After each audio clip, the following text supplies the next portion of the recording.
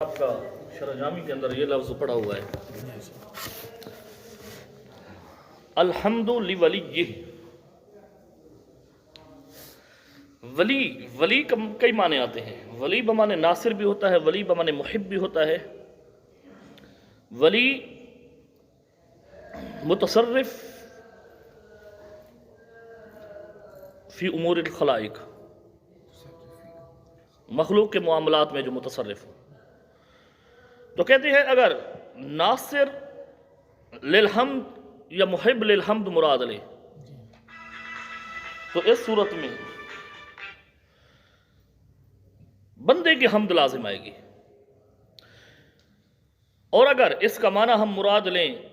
متصرف فی امور الخلائق یا متولی امر الخلائق تو یہ اگرچہ درست ہے، لیکن چونکہ لی ولی ہی کی ضمیر جو ہے حمد کی طرف لوٹ رہی ہے، اسی وجہ سے یہ معنی بھی مناسب نہیں ہے. تو آخر یہاں کون سا معنی مراد ہے ولی کا؟ تو کہتے ہیں ولی کا ایک اور معنی بھی ہوتا ہے، اور ایک معنی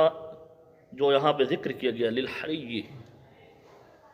جس کا مطلب یہ ہے کہ تمام تعریفیں اس ذات کے لیے ثابت ہیں جو تمام تعریفوں کے لائق ہے، یعنی لائق کے معنی میں. اب مطلب بنے گا الحمد لولیہ، الحمد تمام تعریفیں اس ذات کے لیے ثابت ہیں، لولیہ جو تمام تعریفوں کے، کیونکہ ہی ضمیر کا مرجع تعریفیں، تمام تعریفوں کے لائق ہے، یعنی تعریفوں کے لائق کے لیے تمام تعریفیں. اب یہاں پہ ایک اور سوال بھی کیا گیا ہے ضمناً، کہتے ہیں لفظ ولی کا حریج معنی لینا یہ لغت کی کتابوں کے اندر تو ملتا نہیں، یا پھر اس کا اطلاق جو ہے اللہ تعالیٰ کی چونکہ اسماء میں سے نہیں ہے، لہذا اللہ تعالیٰ کا اطلاق کیسے ہوگا؟ اللہ تعالیٰ کے اسماء تو توفیق کیفی ہے. تو اس سلسلے میں کہتے ہیں مولانا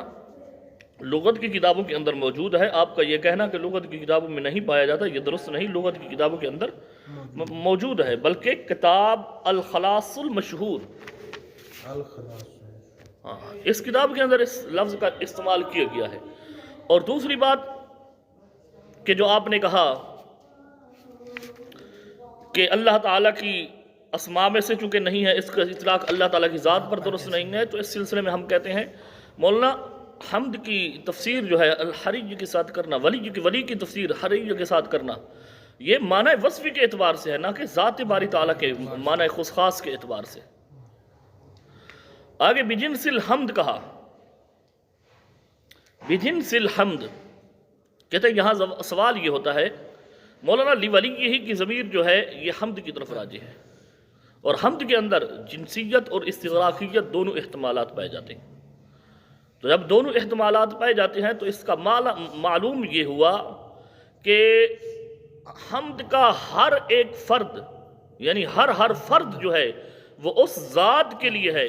کہ جو حمد کے ہر فرد کے لائق ہے. تو یہاں سے دو باتیں معلوم ہوتی ہیں. ایک تو یہ بات معلوم ہوتی ہے کہ اللہ یثبت فرد من افراد الحمد فی غیرہ تعالی، کہ حمد کا کوئی فرد جو ہے غیر باری تعالیٰ کے لیے ثابت نہ ہو. اور دوسرا یہ ثابت ہوتا ہے کہ حمد کے بعض افراد ثابت ہوں اور بعض جو ہیں ثابت نہ ہوں، اور یہ معنی جو ہے اللہ تبارک و تعالیٰ کی ذات کے لیے مناسب نہیں ہے، کیونکہ مقصود ہی حاصل نہیں ہوگا، اس سے یہ مقصود کے منافی ہو جائے گا. تو جواب دیتے ہیں مولانا یہاں سلب کلی ہے، یہاں سلب کلی مراد ہے، یعنی حمد کا ہر ایک فرد جو ہے اللہ تعالیٰ کی ذات کی ہی ساتھ خاص ہے، اس کے علاوہ کسی اور کے لیے استعمال نہیں ہو سکتا. سلب کلی یعنی حمد کے افراد میں سے ہر ایک فرد جو ہے، کیونکہ اگر غیر باری تعالیٰ کے لیے ثابت کرے تو پھر جنس کا جو حمد کے ساتھ اختصاص ہے یا استغراقیت کا حمد کے ساتھ جو اختصاص ہے وہ درست نہیں ہوگا. یہاں سلب کلی ہے، یعنی ہر ایک سے نفی ہے، ہر ایک سے نفی مراد لی جائے گی تو اس وقت اللہ تعالیٰ کی ذات کے لیے یہ خاص ہوگا. اسے اور جگہ بلایا. اب ولا یخفا سے لے کر آخر قولہ والصلاۃ تک یہاں ایک اعتراض کے مختلف جوابات دیے گئے ہیں. مشہور اعتراض مشہور یہ کہ الحمد لولیہ کہا، الحمد للہ کیوں نہیں کہا؟ مشہور اعتراض، کیونکہ یہاں بنتا ہے الحمد للہ۔ اس سلسلے میں کہتے ہیں مولانا چند نکات کی طرف اشارہ کرنا مقصود تھا، اسی وجہ سے الحمد لولیہ کہا، الحمد للہ نہیں کہا۔ پہلی بات کہتے ہیں فی ما فی ترک التصریح باسمہ تعالی، باسمہ سبحانہ وتعالی من التعظیم والاجلال۔ پہلی بات تو یہ ہے کہ مولانا تعظیم ظاہری و باطنی کے پیش نظر، یعنی جو عظیم ذات ہو اس کا نام ذکر کرنے کی بجائے اگر اس کو اوصاف کے ساتھ، صفات کے ساتھ ذکر کیا جائے تو اس میں تعظیم زیادہ ہے، اجلال زیادہ ہے۔ اسی وجہ سے صراحتاً نام لینے کو ترک کر دیا۔ دوسرا جواب ادعاء التعین یہاں سے دیتے ہیں، لیکن یہاں پہ ضمناً اس جواب کے تحت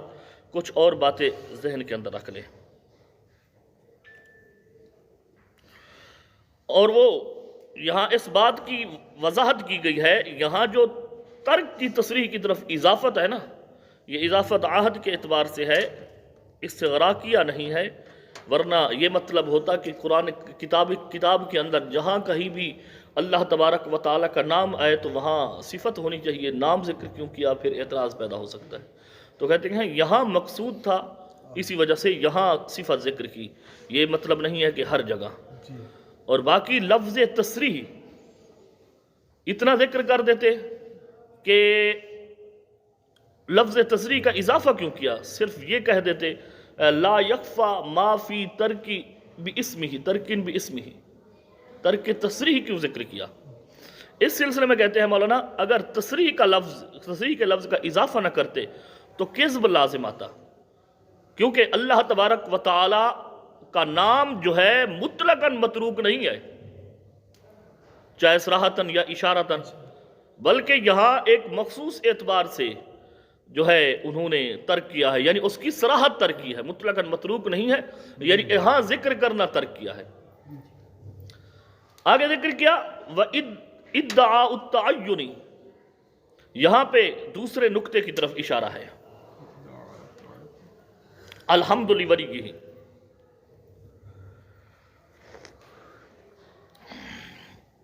یعنی مبالغہ فی التعیین کے پیش نظر یہاں نام کا ذکر نہیں کیا گیا، صفت کا ذکر کیا گیا، تعیین کے اندر مبالغے کے پیش نظر، یعنی کہ اس سے یہ الفاظ ذکر کر کے اس بات کی طرف اشارہ کر دیا گیا کہ یہاں صفت اللہ تعالیٰ کی ذکر کر کے کہ ذہن جو ہے اللہ تعالیٰ اس بات کی طرف جائے کہ حمد کا مستحق جو ہے وہ اللہ تعالیٰ ہی ہے، لائق حمد جو ہے وہ اللہ تعالیٰ ہی ہے، اس کے علاوہ کوئی نہیں۔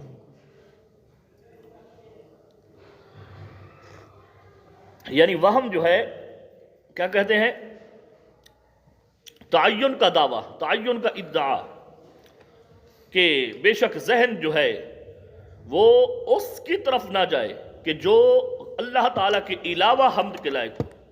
یعنی اللہ تعالیٰ کی یعنی اس بات کی طرف ذہن جاتا ہے، یہاں لا یذهب الی ان الجدیر بالحمد غیر تعالیٰ یہ ذکر کیا ہے، یعنی اللہ تبارک و تعالیٰ کے علاوہ کوئی حمد کا مستحق نہیں، اس بات کی طرف اب ذہن نہیں جائے گا۔ تیسرے نمبر پہ وتعلیق الحمد صریحا بما یشعر بالعلیۃ، تیسرے نقطے کی طرف اشارہ کیا ہے مولانا، کہتے ہیں مولانا اختصاص حمد کی صراحتاً علت بیان کرنے کے لیے یہاں ولی ہی ذکر کیا، للہ ذکر نہیں کیا، کیونکہ اگر الحمدللہ کہتے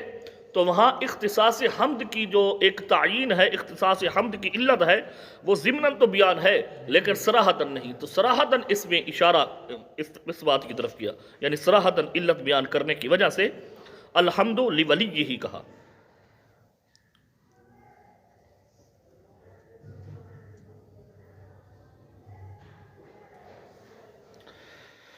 اچھا، اور چوتھے نمبر پہ ویسے اس کا مفہوم تو غرابت الاسلوب، مفہوم تو یہی ہے کہ ہر نئی چیز لذیذ ہوتی ہے، اس کے پیش نظر، یعنی مطلب یہ ہے غرابت الاسلوبی التی تجلب الطباع، یعنی ایک نئے طریقے کو اختیار کرنا کہ جس کی طرف طبیعتیں میل ہوتی ہیں، نئے طریقے کو اختیار کرنا جس کی طرف طبیعتیں میل ہوتی ہیں، لکون الجدید لذیذا، کیونکہ جدید کے لذیذ ہونے کی وجہ سے۔ چوتھا نقطہ کیا ہے؟ غرابت اسلوب۔ اب یہاں پہ چونکہ قیاس کے اعتبار سے انہوں نے بتایا ہے کہ مولانا حمد الحمد لولیہ میں غرابت اسلوب ہے، وَكُلَّمَا هَذَا شَانُهُ فَهُوَ أَوْلَى مِمَّا لَيْسَ بِهَذِهِ لِلْمُصَابَةِ، یعنی ہر وہ چیز جس کی یہ شان ہو تو وہ اولا ہے اس چیز سے جس کی یہ شان نہ ہو۔ تو نتیجہ یہ نکلا کہ فَيَنْتِجُ أَنَّ الْحَمْدَ لِوَلِيِّهِ أَوْلَى مِمَّا لَيْسَ بِهَذِهِ الْمُصَابَةِ، یعنی کہ الحمد لِوَلِيِّهِ یہ اولا ہے اس چیز سے جو اس شان کے لائق نہیں۔ تو اسی وجہ سے یہاں ایک نئی چیز بیان کرنے کے لیے کہ کل جدید لذیذ کے تحت نئی چیز بیان کرنے کے لیے انہوں نے الحمد لولیہ فرمایا۔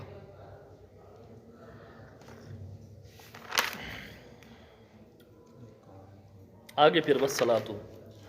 علی نبی